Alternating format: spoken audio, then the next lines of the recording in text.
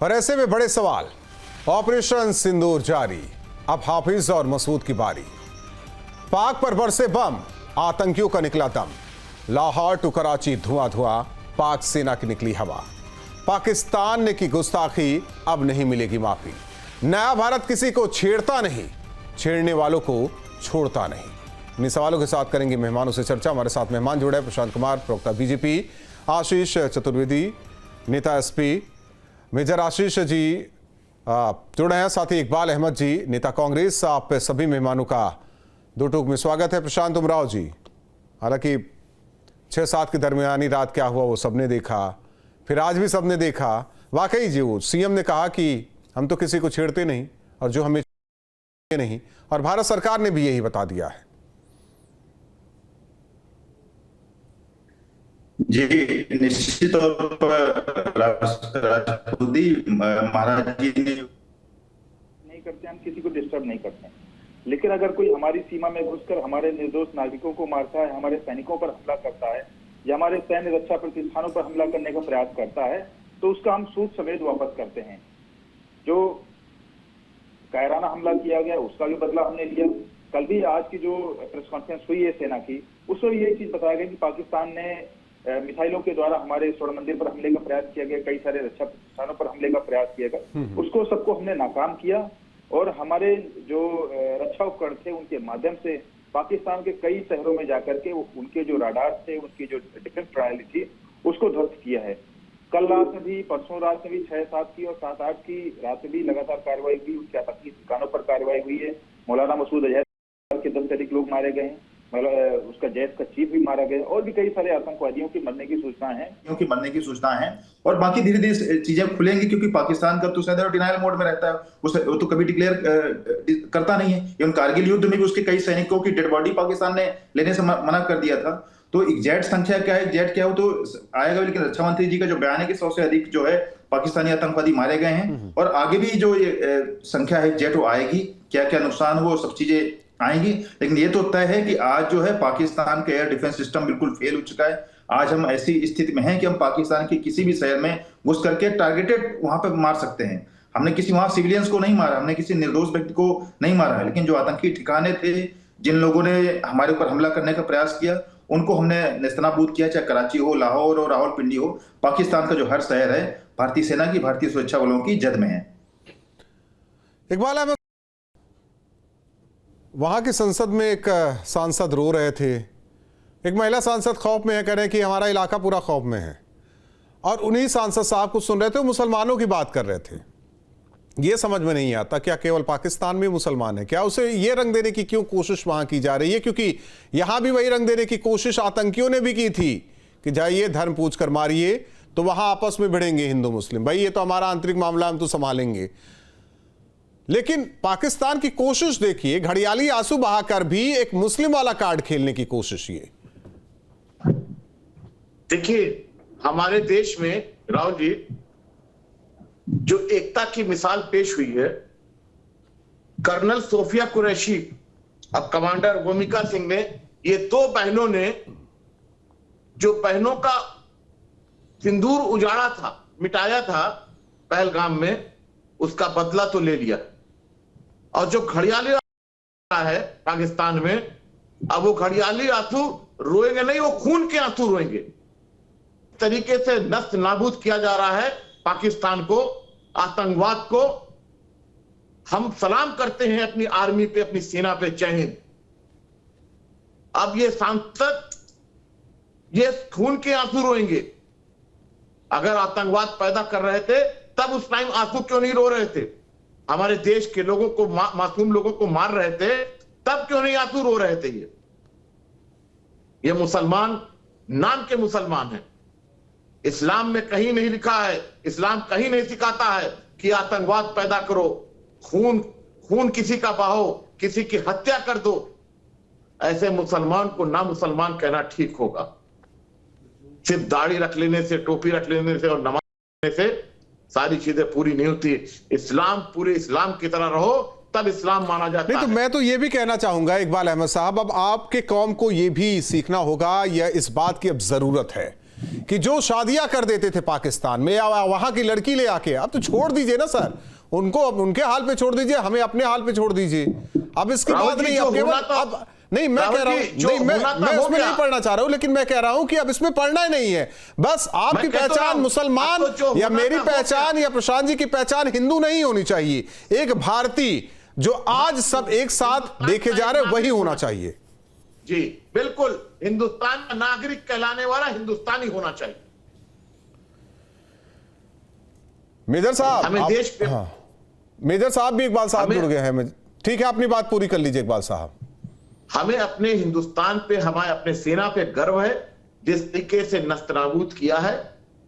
बस थोड़ा ये एक अफसोस ये है कि हमारे नागरिक को मीडिया जिस तरीके से चला दे रही है कि आतंकवादी पुंछ में जो एक हमला हुआ था उसमें मोहम्मद इकबाल साहब को जो उनकी डेथ हो गई, उनको आतंकवादी घोषित कर दिया गया। तो ऐसा ना किया जाए, इससे गलत संदेश जाता है।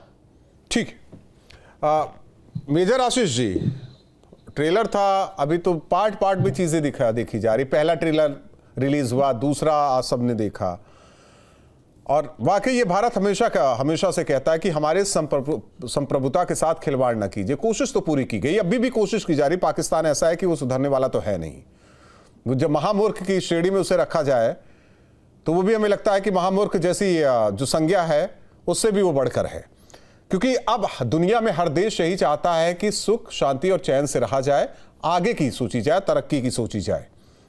सवाल इस बात को लेकर है कि कहीं ये मामला अगर थमता है तो राजनीतिक विषय न बन जाए, क्योंकि आज ही मैं सर्वदलीय बैठक की बात सुन रहा था, खड़गे साहब आए, वो कह रहे कि पीएम को भी होना जरूरी था। सर, वहां गृह मंत्री भी थे, रक्षा मंत्री भी थे, पूरी जानकारी दी गई, बातचीत हुई किस तरीके से आगे होना चाहिए। और मैं वैसे साहब को कहूंगा कि उन्होंने एक स्टैंड लिया है और बहुत तगड़े से स्टैंड लिया है। उन्हें जो अपनी भी बात कहनी होती है वो कहते हैं कि भारत सरकार इसमें कहे, चाहे वो तुर्कियों की बात हो, चाहे जिस तरीके से पुंछ पर हमला किया गया, उन्होंने कहा कि भारत सरकार उनको मदद करे।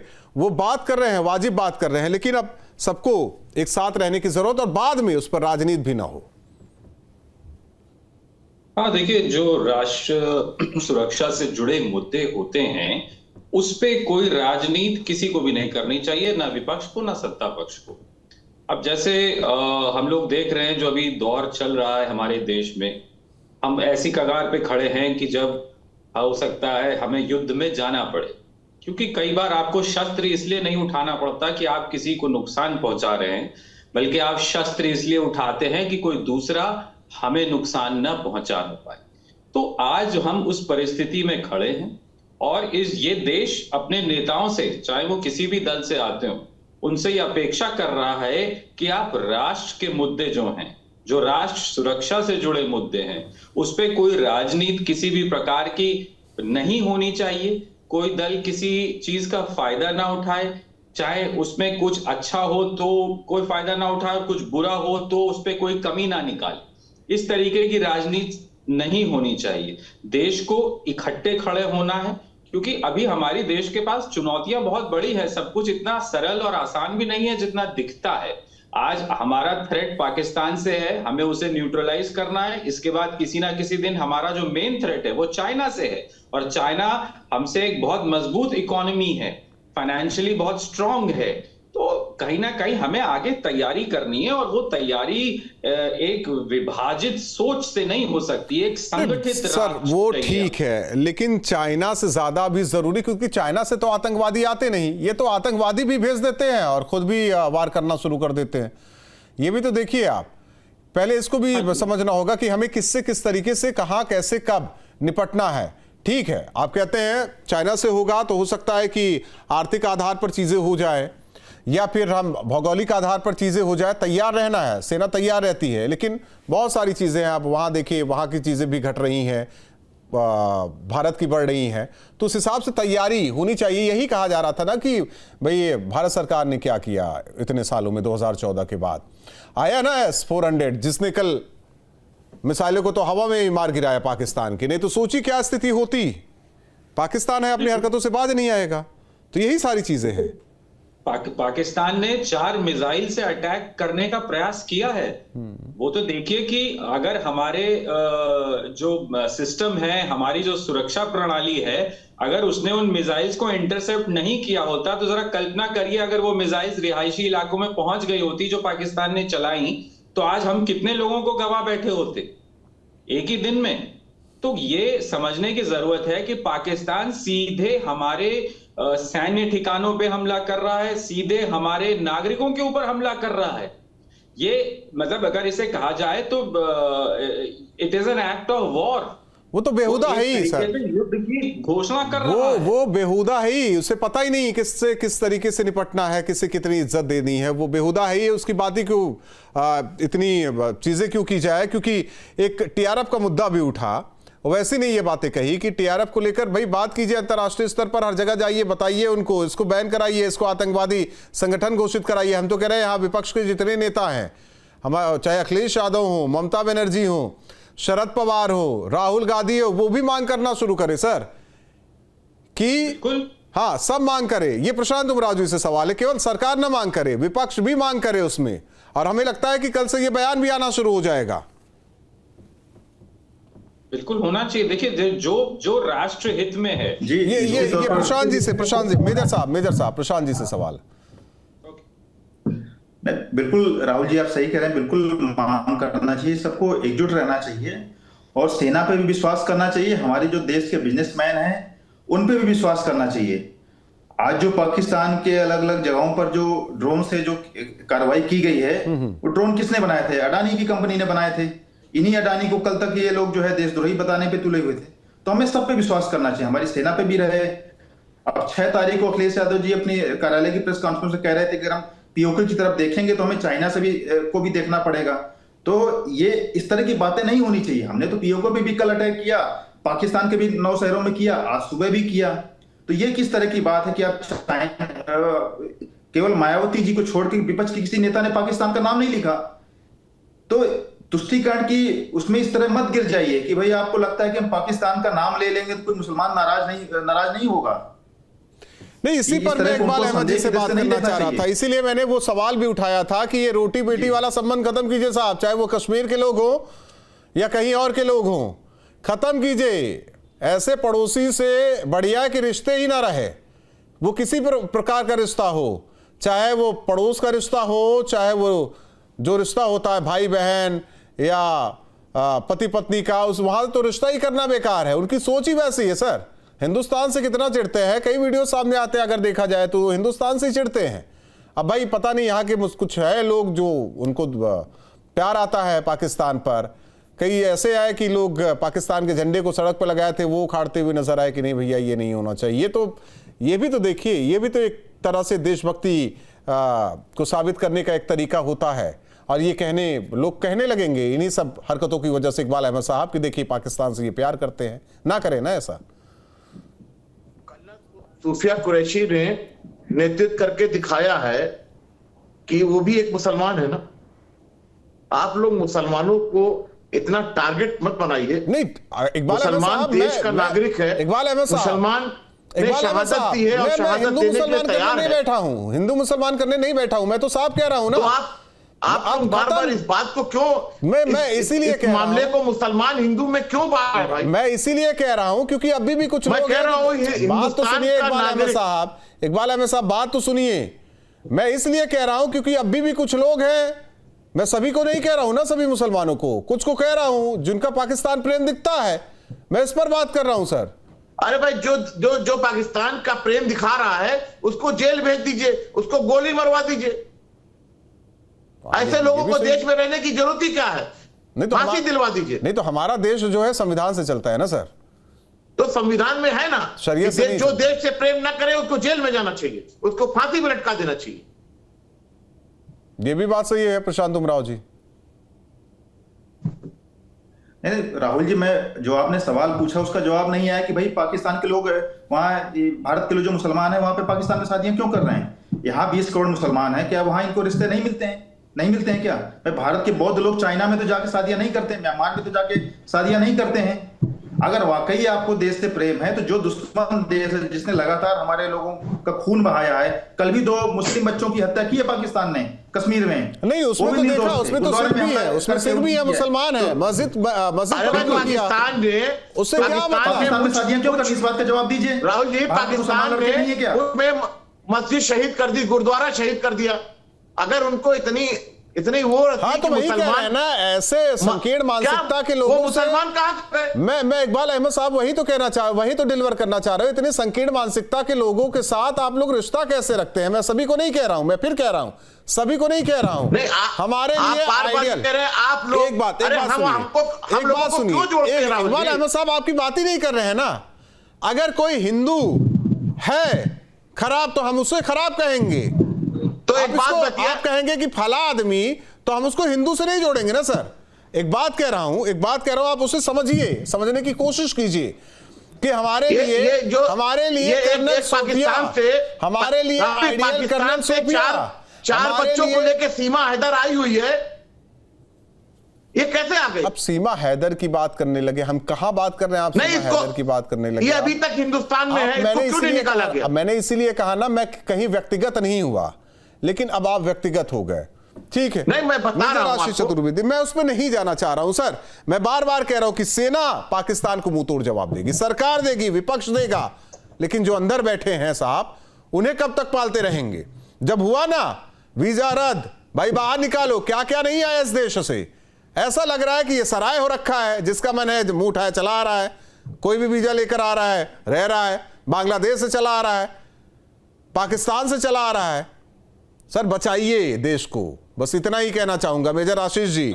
देश को बचाना है, हर स्तर पर बचाना है। जो आप चिंता जाहिर कर रहे हैं ना चाइना से भी, पाकिस्तान तो है चाइना से, हमें तो उससे ज्यादा चिंता तो यहां अंदर होती है। राहुल जी, एक मिनट मेजर आशीष जी, एक कानून बन जाए, मेजर आशीष जी, पाकिस्तान शादी करेगा, मेजर आशीष जी से निकाल दिया जाएगा। मेजर आशीष जी देखिए, बहुत जरूरी है कि हम ऐसे लोगों को चिन्हित करें जो बगैर मतलब, एक तो वो लोग हैं जो वीजा लेके आए हैं, और ऐसे लोगों से ज्यादा खतरनाक वो लोग हैं जो किसी घुसपैठ करके आए होंगे, क्योंकि आप उनको ढूंढना और मुश्किल हो जाता है जिनके पास कोई ऐसा डॉक्यूमेंटेशन नहीं है। जिनका डॉक्यूमेंटेशन है आप उनको तो ट्रैक कर सकते हैं, लेकिन जो लोग बगैर, जो घुसपैठ करते हैं, जो बॉर्डर के नजदीक से कहीं किसी तरीके से जो लोग इन्फिल्ट्रेट करके आते हैं, उनको भी आइडेंटिफाई करना है।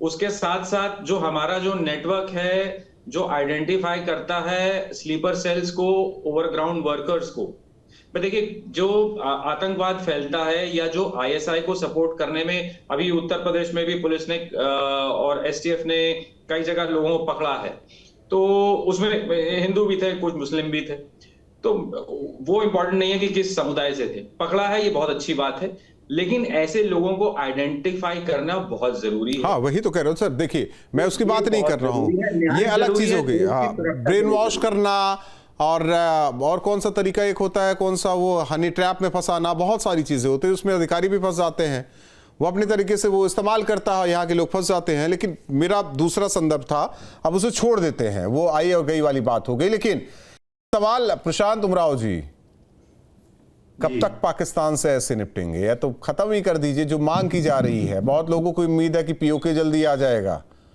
सब उम्मीद कर बैठे हैं पीओके आ जाएगा, और कई खंडों में पता चला कि बलूच अलग लेके जा रहे हैं, अफगानी अलग आके लेके जा रहे हैं, बस पंजाब प्रांत तक पाकिस्तान सिमट जाएगा।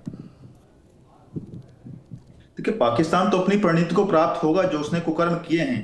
आज जो पाकिस्तान के सभी अलग अलग राज्य, सिंध भी अलग स्वतंत्रता की मांग कर रहा है, बलूचिस्तान कर रहा है, कल बलूचिस्तान आज हुए बलूचिस्तान, वहां की जो बीएलए आर्मी है, लिबरेशन आर्मी, उसने ही 12-14 सैनिकों को मारा, वीडियो रिलीज किया है। उधर जो पश्तून लोग हैं वो स्वयं कह रहे हैं कि हमारी कोई भारत से लड़ाई नहीं है, जो पाकिस्तान के पंजाब प्रांत के लोग हैं इनकी लड़ाई है, तो जो पश्तून लोग हो वो न करें। तो ये तो अपनी स्वयं इसकी मौत मरना है। भारत लगातार पानी भी रोक रहा है, बीच में पानी रोक करके फिर वहां पे फ्लड भी ला रहा है। तो हमारी सेना तो लगातार कार्रवाई कर रही। पाकिस्तान को आज उन्होंने दिखा भी दिया है कि आज तुम्हारे सारे शहर जो हमारी जद में है, हमारी सेना, हम जब चाहे जहां चाहे अटैक कर सकते हैं, चाहे वहां के रक्षा मुख्यालय हो, चाहे आतंकवादियों के घर हो, चाहे सेना कर्मियों के घर हो। तो ये पाकिस्तान को समझना पड़ेगा, और ये सेना सब चीजें डिसाइड करेगी कि युद्ध कितना करना है कितना नहीं करना। हम लोग, भारत कभी सदैव से हमारी नीति रही कि हम लोग वो अपनी तरफ ठीक है, इसे भी समझना होगा कि धर्म के आधार पर वो देश बना, तो करेंगे। धर्म के आधार पर वो देश बना, उसकी स्थिति क्या है और संविधान से ये देश चल रहा है, इसकी स्थिति क्या है। इकबाल जी, इतना तो अच्छा लगता है कि अच्छा रहे कि हिंदुस्तान में ही रहे, नहीं तो वहां तो जीवन तो नरक ही है सबका, चाहे वो कोई भी हो, चाहे जो वहां हिंदू रह गए या दूसरे धर्म के लोग रह गए। जहां नफरत की बीज बो जाएगी राहुल जी, वो देश कभी पनप नहीं सकता है, वहां तो आतंकवादी पनपेगा। तो पाकिस्तान को हमें लगता है कि अब हमारे सेना इनको नष्ट नाबूद कर ही दे, खत्म कर देना चाहिए ऐसे लोगों को। ये पूरे दुनिया में कलंक है, पाकिस्तान एक कलंक देश है। पाकिस्तान कितना अच्छा नाम भी है, पाकिस्तान, यही तो नाम दिया था, जिन्ना ने दिया था ना। जिसने भी नाम दिया था, जिसने भी नाम दिया था, मैं पूछ रहा हूं, जानकारी ले रहा था। लेकिन हाँ। ये चीजें जो पनपी हैं, ये खुद जिम्मेदार हैं। आज जो हमारे सैनिक, हमारी सेना जो कर रही है, वो नतीजा वो देख रहे हैं, भुगत रहे हैं। अगर गलत काम करोगे तो ये तुमको देखना पड़ेगा और नष्ट नाबूद होना पड़ेगा और जमीन दोज होना पड़ेगा। लेकिन इकबाल अहमद साहब, आप जैसे जो सच्चे मुसलमान हैं उनको भी आगे आना पड़ेगा और कहना पड़ेगा कि हमारे लिए जो है हीरो, जो आइडियल हैं, वो कर्नल सोफिया हैं। हमारे लिए जितने भी भारत में योगदान दिया, चाहे वो अब्दुल हमीद हो या हमारे स्वतंत्रता सेनानी जो हैं, हाँ वही तो मैं कह रहा हूँ, योगदान दिया, कलाम साहब हो, वो हैं हीरो। वैसे लोग ना हीरो बनने की कोशिश करें ना, जो सड़कों से झंडा उखाड़ने लगे और सवाल पूछा जाए कि भारत ने अच्छा। नहीं राहुल जी, ये बात तो कह रहा हूँ, एक बात ऐसे चंद लोगों को एक बात कह रहा हूँ, जेल में डाल देंगे और इनको सजा देने लगे तो इनकी भी हिम्मत पस्त हो जाएगी। आज पाकिस्तान को पस्त किया ना हमारी सेना ने, 10 दशकों तक याद नहीं आना चाहिए। हम तो कह रहे हैं हर मुल्ला मौलवी आकर ये बोले कि भाई हिंदुस्तान का मतलब हिंदुस्तान, वहां कोई ना मुसलमान, न हिंदू, न सिख, न जैन, न पारसी, कोई नहीं है। केवल आज का वक्त जो है वो हिंदुस्तान। ये आप लोग तय कीजिए, क्योंकि आप लोग बेहतर तरीके से समझते हैं। बहुत बहुत धन्यवाद आप तीनों मेहमानों का हमारे साथ जुड़ने के लिए।